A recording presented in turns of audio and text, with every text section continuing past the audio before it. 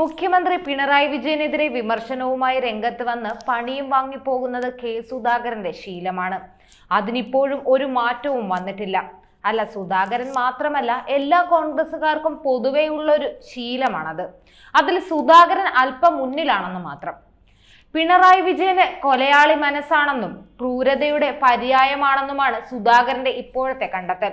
നവകേരള സദസ്സിലെ police അതിക്രമത്തിൽ judicial അന്വേഷണം ആവശ്യപ്പെട്ട് കോടതിയിൽ പോകുമെന്നും കെ സുധാകരൻ പറഞ്ഞു.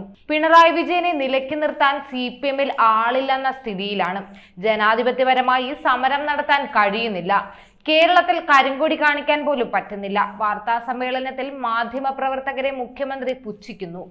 KSU യൂത്ത് കോൺഗ്രസ് കുട്ടികളെ അടിക്കുകയും അവർക്കെതിരെ കേസെടുക്കുകയും ചെയ്യുന്നു.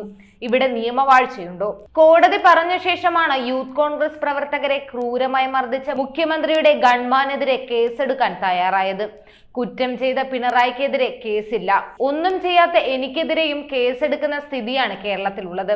2024 പിണറായിക്ക് ഉറക്കമില്ലാത്ത നാളുകളാകും. കോൺഗ്രസ് സർക്കാരിനെതിരെ സമരം വ്യാപിപ്പിക്കും.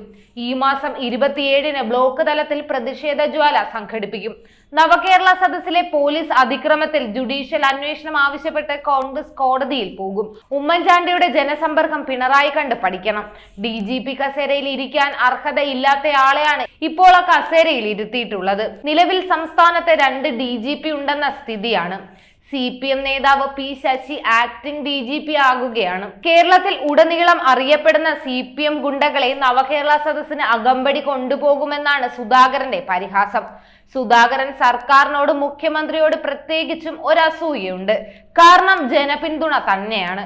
നവകേരള സദസ്സും കൂടി കഴിഞ്ഞതോടെ പിണറായി സർക്കാരിനോടുള്ള ജനപിന്തുണ അധികമായിരിക്കുകയാണ്.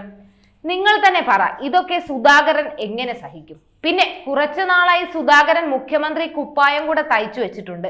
പക്ഷേ അത് ഇപ്പോഴെങ്ങാനും നടക്കുമോ എന്നുള്ളത് കണ്ടു തന്നെ അറിയണം.